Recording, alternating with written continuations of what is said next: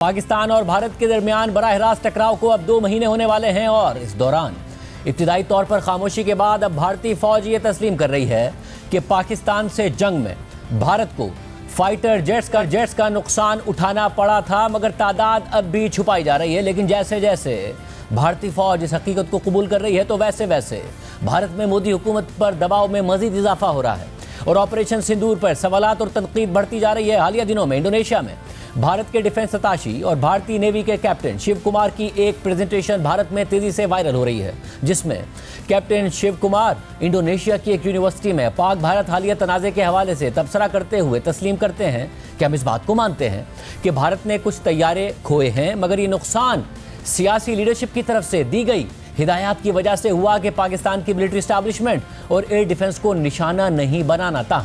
Indonesia में भारतीय सिफारत खाने ने इस बयान पर वजाहत जारी करते हुए कहा है कि डिफेंस अताशी के बयान को सियाक व सबाक से हटकर पेश किया जा रहा है। लेकिन भारतीय फौज की जानिब से एक और एतराफ़ी बयान के बाद भारत की सबसे बड़ी अपोजिशन जमात कांग्रेस ने मोदी हुकूमत पर तनकीद मजीद बढ़ा दी है और सोशल मीडिया पर कांग्रेस कैप्टन शिव कुमार के बयान के साथ वज़ीर आज़म मोदी के पाकिस्तान पर हमले से पहले के बयान को शेयर कर रही है, जिसमें नरेंद्र मोदी ने भारतीय फौज को खुली छूट देने का कहा था। हमने आतंकवादियों को मिट्टी में मिलाने के लिए भारत की सेनाओं को पूरी छूट दे दी। I may not agree with him that India lost so many aircrafts, but I do agree that we did lose some aircraft, and that happened only because of the constraint given by the political leadership to not attack the military establishment or their air defenses. Congress ने एक और video में सवाल उठाया है कि पूरा मुल्क सच जानना चाहता है, मगर नरेंद्र मोदी एहतसाब से भाग रहे हैं और सच छुपा रहे हैं। वो क्यों पार्लियामेंट का मुश्तरका इजलास नहीं बुला रहे हैं? इसी तरह भारतीय सहाफ़ी अभिसार शर्मा ने इस तनाज़े पर तबसरा करते हुए इंकिशाफ किया कि जब ऑपरेशन सिंदूर के दौरान खबर आ रही थी कि भारतीय तैयारे गिरे हैं, तो भारतीय फौज की प्रेस कॉन्फ्रेंस के दौरान दी हिंदू के सहाफ़ी ने इस हवाले से जो सवाल पूछा था वो सवाल प्लांटेड था ताकि तैयारे गिरने के सवाल पर सलीके से जवाब दिया जा सके, मगर फिर तनाज़ा उठा। बीजेपी का रहनुमा फिर भी सहाफ़ी को सवाल पूछने पर गद्दार कहने लगा। आखिर इस मुद्दे पर सर्वदलीय बैठक क्यों नहीं बुलाई जाती? आखिर क्यों सरकार इस पर चर्चा करने से डर रही है? सबसे बड़ी बात, अगर राजनीतिक नेतृत्व का दबाव ना होता तो क्या हम अपने फाइटर जेट्स ना गंवाते, जैसा कि कैप्टन शिव कुमार कह रहे हैं? सबसे बड़ी बात, इंडोनेशिया में जो हमारा दूतावास है उनका बयान भी सामने आया है और वो ये कह रहे हैं कि उनके बयान को तोड़ मरोड़ कर अलग संदर्भ में पेश किया गया। आप सब ने सुना कि कैप्टन शिव कुमार ने क्या कहा था, मगर बहुत जरूरी हो जाता है कि देश के सामने रखा जाए कि प्रधानमंत्री नरेंद्र मोदी ने दुनिया को क्या कहा था, या उससे भी बड़ी बात, देश को क्या कहा था कि हमने अपनी सेना को पूरी छूट दे रखी थी। तो सच कौन बोल रहा है? कैप्टन शिव कुमार, जिन्हें मामले की पूरी जानकारी है, या फिर प्रधानमंत्री नरेंद्र मोदी? दोस्तों, defence attache captain Shiv Kumar के बयान और इससे पहले जो बात सीरियस अनिल चौहान ने की, जिसमें उन्होंने माना कि रणनीतिक गलतियां हुई, जिसमें उन्होंने माना कि 2 दिन तक हमने हवाई उड़ान नहीं भरी, ये तमाम सवालात हैं जो अहम सवाल हैं। इनके जवाब दिए जाने जरूरी हैं। मैं आपको याद दिलाना चाहूंगा, जब ऑपरेशन सिंदूर चल रहा था और उस वक्त खबर आ रही थी कि हमारे फाइटर जेट्स गिर गए थे और उस बात की पुष्टि नहीं की जा रही थी, तब मैं नहीं भूला हूं कि हमारी सेना के प्रेस कॉन्फ्रेंस में जब सवाल पूछा गया था, और यह सवाल हिंदू के पत्रकार ने किया था, तब भारतीय जनता पार्टी के झूठ तंत्र का मुखिया अमित मालवीय, गालीबाज अमित मालवीय ने हिंदू के पत्रकार को देशद्रोही तक बताया था। सबसे बड़ी बात, हिंदू के पत्रकार ने वो सवाल क्यों पूछा, मैं इस बात को बखूबी जानता हूं। वो सवाल किसने प्लांट किया, यह भी मैं बखूबी जानता हूं। वो सवाल प्लांट किया गया था देश हित में, ताकि यह सवाल का हम सलीके से जवाब दे सकें।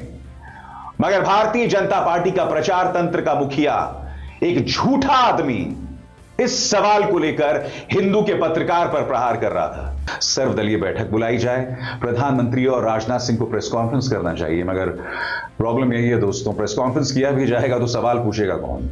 जबकि भारतीय दिफाई तज्जियाकार प्रवीण साहनी ने तैयारे गिरने की तादाद पर राय देते हुए कहा कि अगर 1 या 2 तैयारे ही गिरे होते तो हुकूमत बता देती, मगर नहीं बताया गया। शिव कुमार हैं हमारे, उन्होंने ये बयान दिया कि देखिए हमारे जो जेट्स हैं इंडियन एयरफोर्स के, उनका नुकसान हुआ है कुछ का नुकसान हुआ है, कितनों का हुआ है वो बताया नहीं गया। देखिए, अगर 1 या 2 होते तो सरकारी बता देती, तो वो बताया नहीं गया है। इसी तरह दिफाई तज्जियाकार सुशांत सिंह के मुताबिक भारत के लिए यह सरप्राइज था कि पाकिस्तान एयरफोर्स ने भारतीय एयर स्पेस में ही भारतीय तैयारों को मार गिराया। Karan, don't forget, the Pakistani Air Force on first night hit Indian Air Force jets in the Indian airspace. It is not that these aircraft had crossed into Pakistani airspace. So that is pretty aggressive. If Indians were taking down only terror sites, Pakistanis were actually taking down Indian military aircraft in Indian airspace. That is almost a declaration of war, if nothing less. And that would have terribly surprised Indians. And I think what the CDS probably hints at, if I go by what he says in the interview, is they were too close to the IB. They were probably, their hands were tied because of the political rules of engagement. And therefore they stepped back in the later stages. एक तरफ भारत के अंदर भारत की military हिकमत अमली पर सवालात उठ रहे हैं, तो दूसरी तरफ पाक भारत तनाज़े के बाद से भारत सिफारती लिहाज से तन्हाई का शिकार नजर आ रहा है। बैनुल-अक़वामी फोरम्स पर भारतीय मौक़िफ़ को कबूलियत नहीं मिल रही है, भारतीय पोजीशन कमज़ोर होती जा रही है और पाकिस्तान को दुनिया से हिमायत मिल रही है। गुज़िश्ता हफ्ते चीन में SCO यानी शंघाई ताउन तंजीम के वज़ारत दिफा की कॉन्फ्रेंस के दौरान भारतीय वज़ीर दिफा राजनाथ सिंह को मुश्तरका एलामिया पर दस्तखत करने से इनकार करना पड़ा, क्योंकि मुश्तरका एलामिया जिसमें सिर्फ भारत के अलावा रूस, चीन और पाकिस्तान समेत दीगर ममालिक ने दस्तखत किए थे, उसमें दहशतगर्दी के हवाले से पाकिस्तान के खदशात का जिक्र मौजूद था, मगर पाकिस्तान के खिलाफ भारतीय प्रोपेगेंडा को जगह नहीं दी गई थी। और फिर हमारे प्रोग्राम में वज़ीर दिफा ख्वाजा आसिफ ने उस इजलास के फ़ौरन बाद बताया कि मेरी तकरीर के बाद भारतीय वज़ीर दिफा राजनाथ सिंह तकरीर करना चाहते थे, मगर जो फोरम है उसके जो रूल्स हैं उसके तहत उन्हें यह मौका भी नहीं दिया गया, इस पर भी वो नाराज़ हो गए। इसी तरह गुज़िश्ता हफ्ते परमानेंट कोर्ट ऑफ आर्बिट्रेशन ने सिंतास मुआहदे के हवाले से सप्लीमेंट्री अवार्ड मंजूर किया था और भारत की तरफ से सिंतास मुआहदे की मअतली के बावजूद सिंतास मुआहदे से मुतालिक पहले से दायर केस पर अपना दायरा इख्तियार बरकरार रखा था। साथ ही करार दिया था कि भारत एक तरफा तौर पर सिंतास मुआहदा मुअत्तल नहीं कर सकता। इस फैसले को पाकिस्तान खुशाइंद करार दे रहा है, मगर भारत इस फैसले और परमानेंट कोर्ट ऑफ आर्बिट्रेशन के दायरा इख्तियार को ही मानने से इनकार कर रहा है।